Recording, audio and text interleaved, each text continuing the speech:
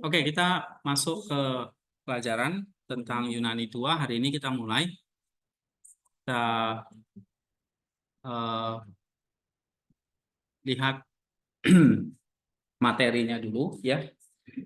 Oke, kali ini saya akan dibantu oleh Bu Eta lagi ya. Kita akan belajar Yunani 2. Berarti lanjutan dari Yunani yang pertama. Masih ingat tentang five constituent of the sentence? Jadi intinya kita ngapain sih kita belajar Yunani? Supaya kamu bisa memahami kalimat-kalimat di dalam perjanjian baru yang ditulis dalam bahasa Yunani. Itu ya. Nah, kalimat-kalimat dalam perjanjian baru itu yang ditulis dalam bahasa Yunani Koine itu kan berarti kalau namanya kalimat ada unsur-unsur kalimatnya yang 5 bagian itu. Yaitu ada subjek, predicate, objek, modifier, adverbial. Ya kan? Nah, subjek, predicate, objek, adverbial, modifier. Subjek itu pasti kata benda. Objek kata benda. Nah, tapi kata benda, subjek, objek, kata benda itu kan enggak hanya noun-nya saja, tapi juga bisa ada sintaks yang lain yang membantu.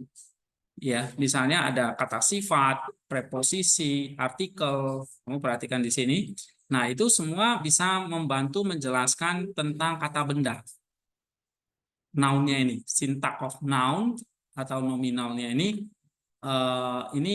kita udah pelajari ya. Sintaksnya itu ada case. Oh, dari tadi belum dibuka. Case, nominatif, vokatif, genitif, datif, akusatif. Ini ingat lagi ya. Ini pasti nanti kita pakai juga nanti di dalam eksegesis. Walaupun misalnya dalam Yunani 2 kita nggak terlalu menyinggung, tetapi misalnya nanti kalau dalam pembahasan ketemu kasus seperti ini ada nominatif, vokatif, genitif, kalian ingat lagi gitu. Ya, ini semuanya menjelaskan tentang kata benda. Nah, kata benda itu dipakai di dalam subjek. Kalau dipakai di dalam kalimat, dia bisa jadi subjek atau jadi objek. Kayak gitu, ya. Nah, kemudian tidak hanya noun-nya saja, tetapi kata benda itu bisa juga diikuti oleh artikel, dibantu oleh artikel. Misalnya contohnya ho logos. Logos diikuti artikel ho. Nah, jadi namanya jadi satu frasa namanya. Bukan kata lagi, tapi frasa. Oke, dia artikel. Nanti bisa ditambahkan adjective. Ya kan? Kalos, logos. Misalnya, kalos itu kata sifat. Ditambah logos. Nah, jadi kata bendanya diperjelas gitu oleh yang namanya kata sifat. Nah, itu masih menjelaskan subjek atau objek ini, kata benda soalnya. Nah, kalau predikat itu nanti kita akan masuk ke bagian verb, kata kerja, ya. Lalu modifier ini berarti adjective. Tapi modifier itu bukan hanya adjective, nanti bisa juga participle, infinitive itu jadi modifier. Nah, modifier itu fungsinya apa sih? Menjelaskan kata benda. Modifier itu menjelaskan kata benda. Sedangkan adverbial menjelaskan kata kerja. Itu jangan lupa, ya. 5 bagian itu pasti nanti selalu diulang, subjek, predikat, objek, modifier, adverbial. Modifier itu menjelaskan kata benda, adverbial menjelaskan kata kerja. Oke. Nah, nanti untuk kata kerja itu berarti ya predikatnya, benar kan? Kan ada SPO, terus ada modifier, ada adverbial kan? Nah, yang saya bilang spoma itu, ya. Nah, predikat itu kata kerja diisi oleh kata kerja, jangan kata benda. Misalnya gitu. Kata kerja itu nanti kita bagian part 2 di Yunani 2, syntax of verb. Nanti kita akan belajar kata kerja itu seperti person, number, voice, mood. Voice itu ada aktif, middle, pasif ya. Ini yang basic ini semua harus tahu nih. Mood, indikatif, subjektif, otatif, imperatif ini artinya apa? Ini dipelajari. Nah, kemudian kata kerja itu selain ada person, number, voice, mood, ada juga namanya tenses. Tenses itu ada present, imperfect, aorist, future, perfect, dan pluperfect. Oke, tapi ada juga selain kata kerja utama, ada yang namanya infinitive dan participle. Nah, infinitive dan participle ini nanti fungsinya sebagai apa sih? Nanti sebagai modifier, sebagai adverbial. Oke, sebagai modifier atau sebagai adverbial. Nah, begitu juga kamu belajar kata benda ini. Kata benda ini kan kemarin misalnya belajar genitif, datif, ya kan? Ada namanya misalnya kita buka ya genitif deh. Ada genitif namanya genitif adverbial.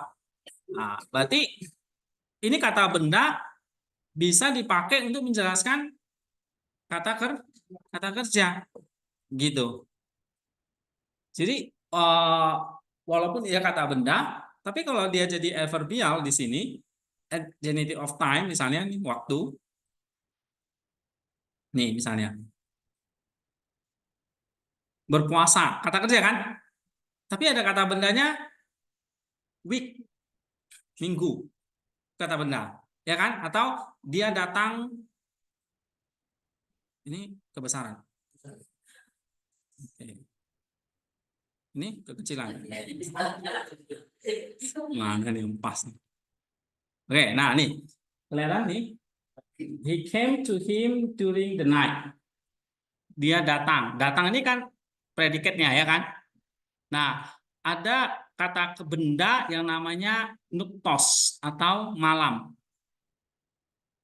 Nah, malam ini bentuknya genitif, tapi dia jadi adverbial, menjelaskan datang.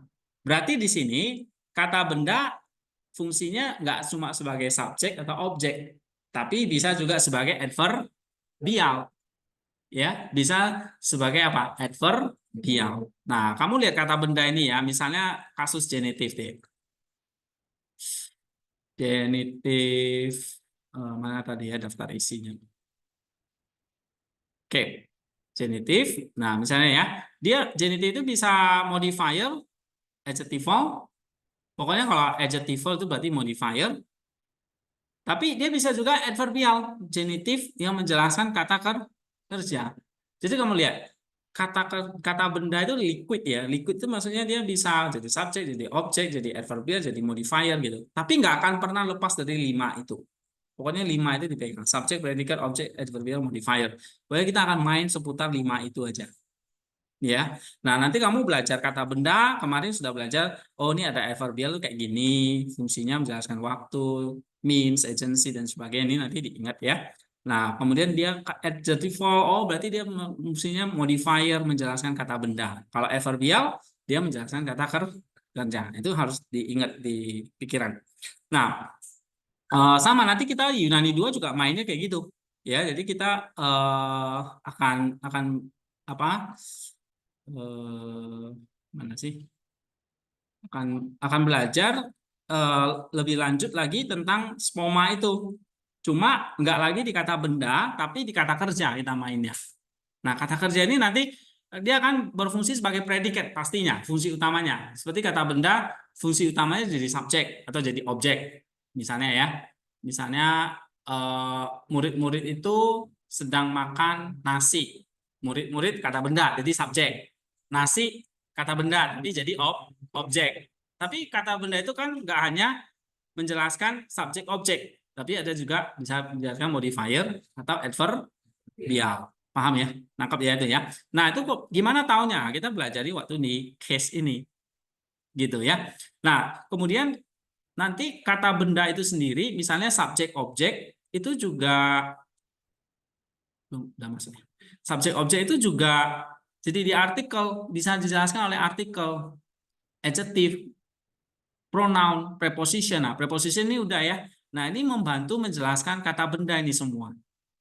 Ya, pokoknya kalau belajar artikel, kata sifat, pronoun, preposition, ini semuanya belajar tentang menjelaskan atau membantu kata benda. Jadi kata benda itu kayak bos, ya, tapi banyak pembantunya. Pembantunya apa? Ini pronoun, preposition. Ini ya, mungkin di unmute coba. Di mute. Ya, oke. Coba ada berapa pembantu dari noun, artikel, adjective, pronoun, preposition. Nah, ini nanti kita mau lanjut ini. Ya, artikel, adjective, pronoun, preposition. Nah, nanti setelah itu kita mau lanjut tentang eh, kata benda, kata kerja, ada person number, ada voice, ada mood, kemudian ada tenses, dan ada infinitive dan participle. Nah, kalau kamu belajar ini semua, misalnya ya, belajar kata kerja, akan belajar predikat. Terus kalau kamu belajar infinitive participle, nanti akan belajar modifier dan adverbial. Nah, ini dua-duanya semua ada. Jadi kalau nanti belajar ini sama lagi, diulangi lagi. Oh, ini menjelaskan kata benda, menjelaskan ini gitu.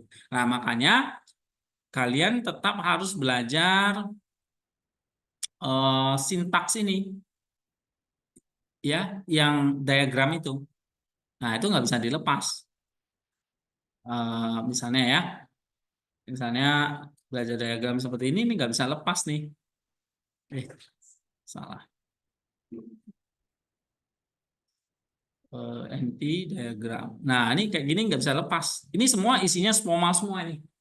Subjek, predikat. Nah, di bawah ini nanti ada namanya tambahan ya. Nanti selain spoma ada nanti tambahan klausa.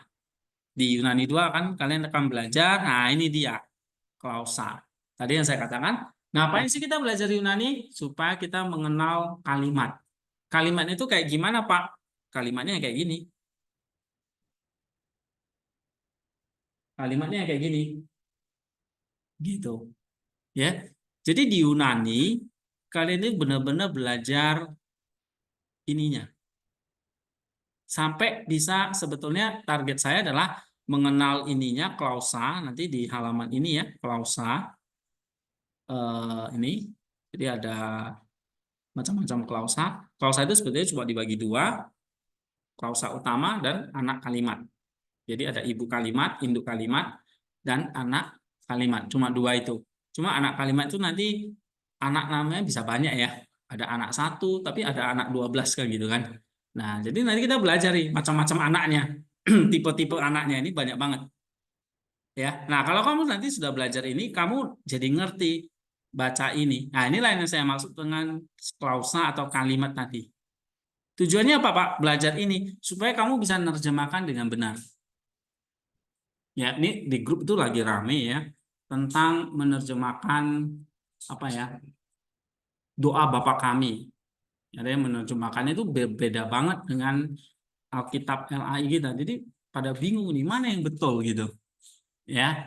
Nah, kembali lagi kalau kita mau menerjemahkan hati-hati harus benar-benar belajar kalimat atau sintaksnya ini apa belajar belajar apa sintaksnya, belajar tadi smomanya, belajar noun, adverb, verbanya, tensisnya. Nanti kamu belajar tensis di sini gitu loh.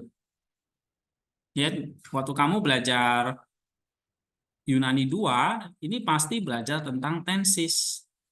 Tensis itu ada 6 di Yunani. Ya, yaitu apa? Present, imperfect, aorist, future, perfect, dan perfect. Ada 6 ini. Ini harus kamu kuasai supaya kamu nanti ketemu kata kerja misalnya gegomen. Lihat gak gegomen? Indikatif, perfect, active, third person singular. Itu artinya apa? Kamu ngerti. Indikatif itu maksudnya apa? Perfect itu maksudnya apa? Aktif, lalu third person singular itu artinya apa? Nah, sehingga kamu bisa terjemahkan. Kamu bisa terjemahkan ke bahasa Indonesia. Nah, begitu kamu bisa terjemahkan dengan benar, ya, maka pelajaran Yunani itu sebetulnya selesai.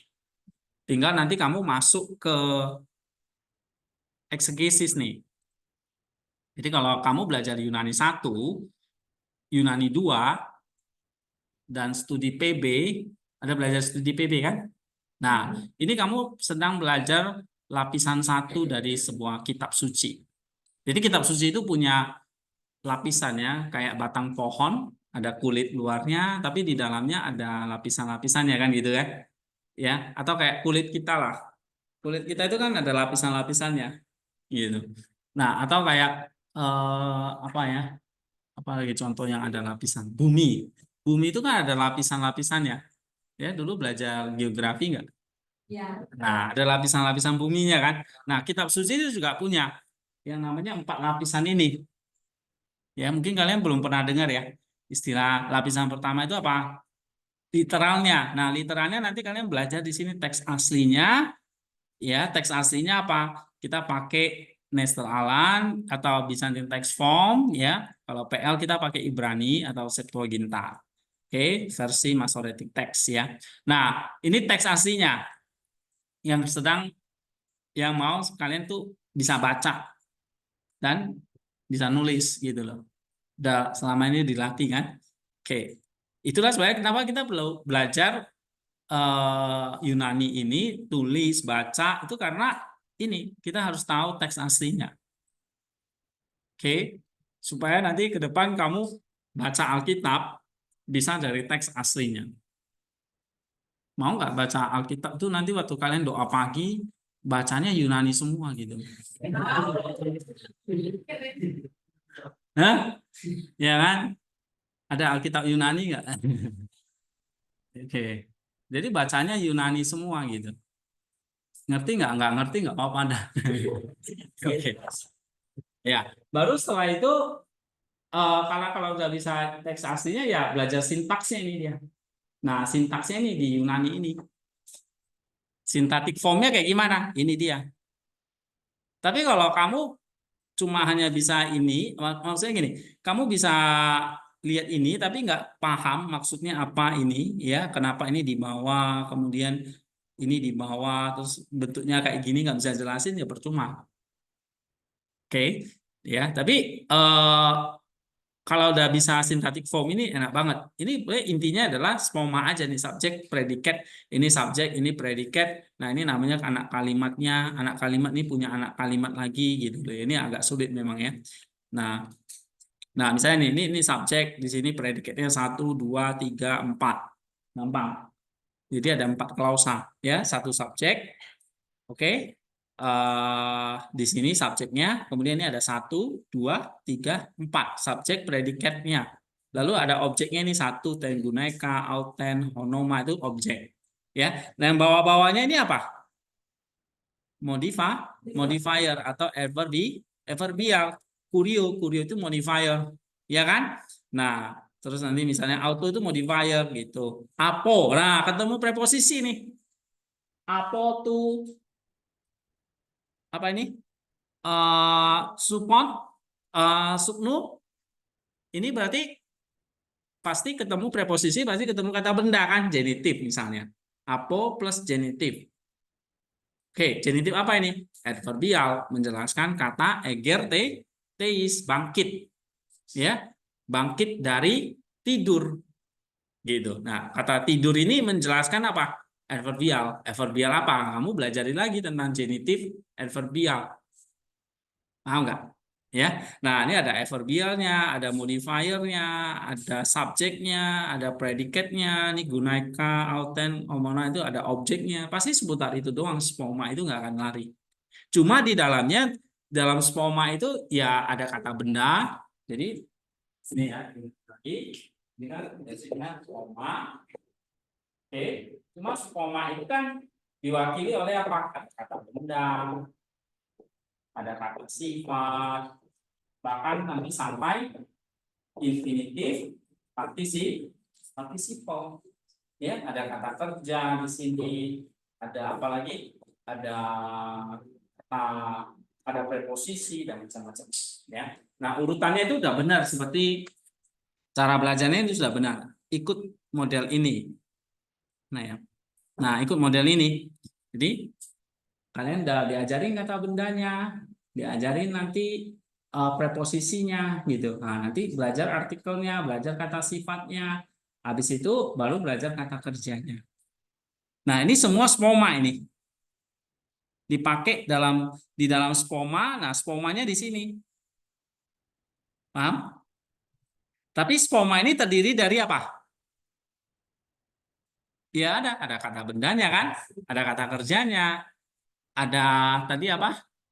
Ada adjektifnya, misalnya ada preposisinya, ada preposisi nggak di sini? Ada kata benda nggak? Ini kata bendanya. noun itu, nominatif. Ya kan? Ada preposisi? Ada. Apo.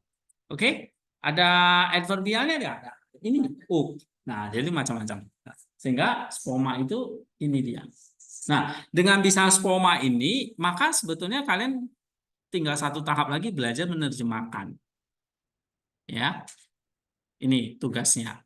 Belajar terjemahan. Lalu dari terjemahan itu uraikan isinya apa. Poinnya 1, 2, 3, 4 gitu ya, isi sintaksisnya. Lalu kalau ini konteks historis belajar di studi PB. Nah, sehingga kalau kamu belajar nanti Yunani 2 selesai kan semester depan akan belajar eksegesis PB. Ya. Nah, belajar eksegesis PB adalah kalau kamu belajar teks asli ini nggak cukup ternyata. Ibaratnya kalau kamu makan mangga, saya kasih kamu masih kulit ini. Dagingnya saya belum kasih. Kamu mau, misalnya, saya beli durian, tapi saya kasih kamu kulitnya doang. Mau? Nah, gitu. Jadi kalau kalian nggak ikut eksegesisnya, ibarat kayak makan buah, kamu cuma dapat kulitnya, dagingnya saya nggak kasih gitu. Ya kan? Nah, kayak gitu.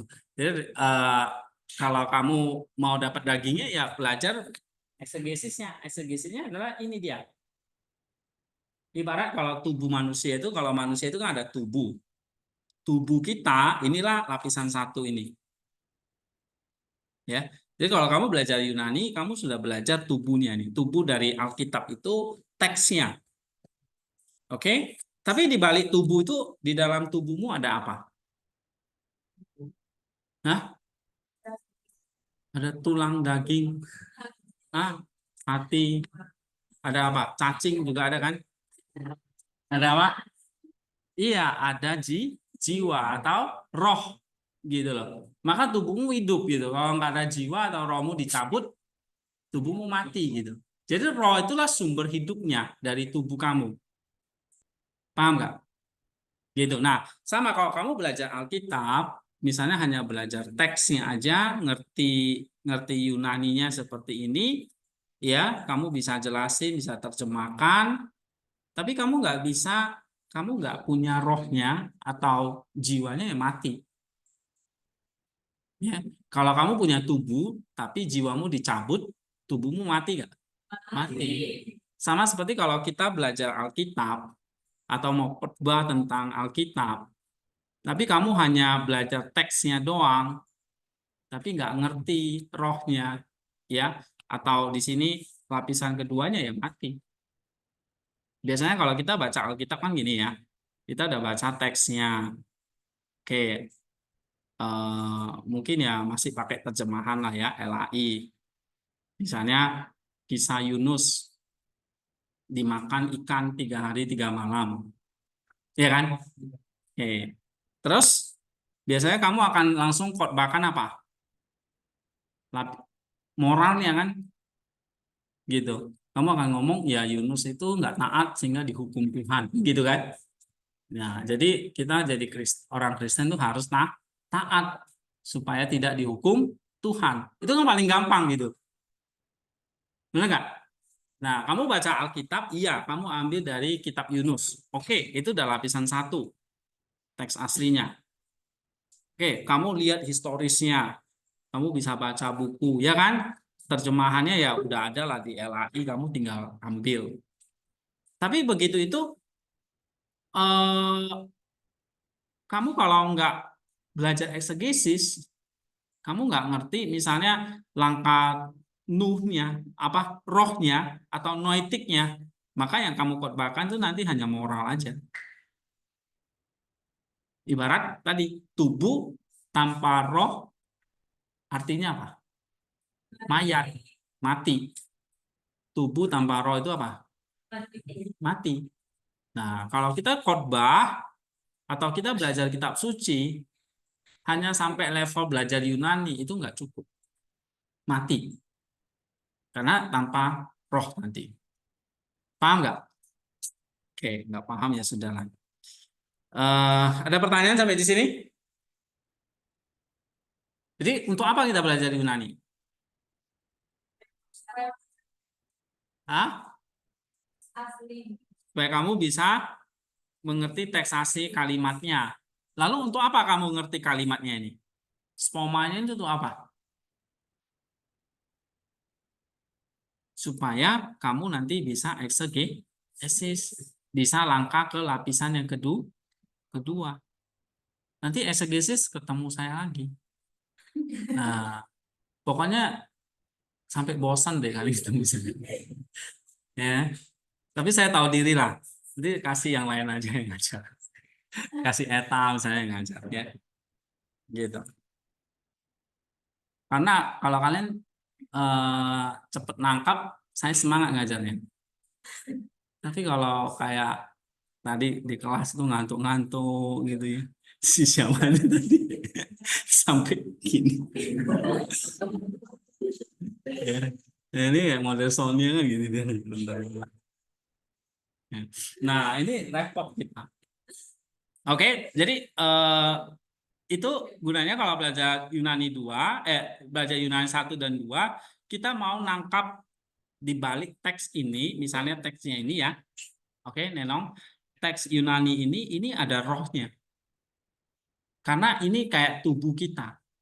Di dalam tubuhmu ada roh. Sama di dalam kitab suci, misalnya ini Matius, itu ada rohnya. Ya, bukan berarti Alkitab ini kesurupan gitu ada rohnya. Tapi di balik teks itu ada rohnya. Nah, rohnya apa? Nanti kamu belajar. Ya, rohnya itu nanti kamu belajar langkah-langkah yang ke-6, ke-7, ke-8. Jadi baca Alkitab itu jangan langsung terjemahan, langsung kamu lompat ke aplikasi. Ini biasanya gitu ya. Nah, ini kita nggak boleh. Oke. Nah, sekarang kita udah tahu supaya ini ya dengan belajar Yunani ini adalah target saya adalah kalian bisa nanti bisa baca spoma ini, yang kedua bisa nerjemahkan. Nah, supaya waktu kita masuk eksegesis, oke. Nah, kalian sudah apa ya, dapat dasar-dasarnya, tinggal saya langsung lompat ke langkah ke-6 gitu. Ya, jadi nggak mengulangi lagi 1, 2, 3, 4, 5. Tapi langsung langkah ke-6. Nah, kita kan belajar tentang eksegesis. Misalnya tentang Yunus tadi, yang dimakan oleh ikan 3 hari 3 malam. Itu bukan soal hanya ketaatan, tetapi itu cerita tentang pasca kebangkitan Kristus. Loh kok bisa? Nah, itulah nanti kita pelajari di eksegesis itu. Ya, jadi kalau kamu khotbah tentang Yunus hanya masalah moral, ketaatan, maka itu sebetulnya mati. Sama kamu kasih makan orang, kamu hanya kasih kulitnya, dagingnya kamu nggak kasih. Kamu kasih orang makan durian, kamu kasih kulitnya doang, tapi buahnya, dagingnya kamu yang makan gitu loh. Nah, itu sama seperti kalau kita khotbah hanya baca ayat langsung aplikasi, ya kita sama seperti itu. Kita kasih sesuatu yang bahannya mati. Oke. Berikutnya kita mau ngomong ini nih. Eh, untuk Yunani 2 nanti kita apa? Kita akan memang banyak fokus ke kata kerjanya, ya. Tapi sebelumnya memang ada yang ini kita belum bahas nih. Jadi minggu depan kita akan mulai bahas tentang artikel, bahas tentang verbal dan ini sampai di sini di infinity participle-nya. Nanti yang lama itu nanti di tensesnya ya, kayak gitu. Oke, sekarang tentang artikel. Kalian ini ya. Nah, artikel itu simple saja. Ada yang namanya definite article, ada yang namanya indefinite article, gitu. Ya. Nah, ini memang buku ini lengkap banget, tapi nanti udah di summary nih oleh Bu Eta nanti. Ya, artikel itu apa saja. Nah, nanti ada hal-hal yang nanti disampaikan gitu. Ya. Lalu nanti ada adjective. Ya. Ada adjective, ini kata sifat. Nah, kata sifat itu juga simpel aja, ada namanya atributif nanti ya, ada bentuknya atributif ini. Nah, atributif nanti ada bentuknya predikat, ya. Ada atributif adjektif, ada predikat adjektif, gitu, ya. Nah, nanti akan diajarin. Lalu pronoun pronoun itu sedikit aja, tetapi dua ini yang ketinggalan kemarin. Nah, ini mau diajarin. Oke, tentang tugas-tugas ya pasti ada latihan-latihan, ya. Kemudian kayak kemarin deh, nanti ada ujian akhir, tapi yang penting adalah tugas-tugas mingguannya itu loh mesti dikerjakan supaya memahami, ya. Nah, nanti buku-buku tambahannya itu seperti dari sini: Ancient Greek Grammar, book and in 10 minutes, ya. Eh, Kemudian ada buku ini semua udah dapat, ya. Oke, ada pertanyaan nggak?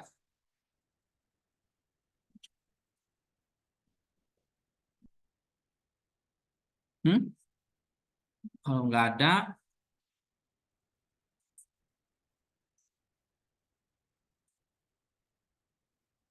ada, ya. Ini kenapa habis, ya? Hah? Nggak ada pertanyaan. Iya, Kan yang ada kirim di classroom 3, tapi cuma 2 yang dibuka kalau di rumah.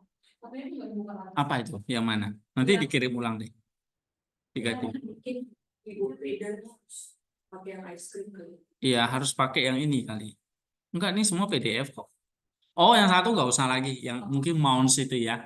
Oke, itu kita nggak pakai. Eh, Bisa sih, cuma saya pikir tiga ini cukup lah. Ya, oke. Em, ini kenapa Zoom-nya mau mati, ya?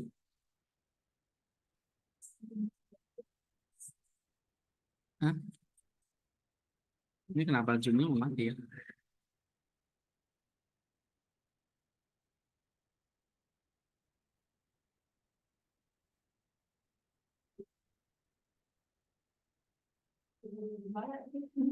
Hah? Iya.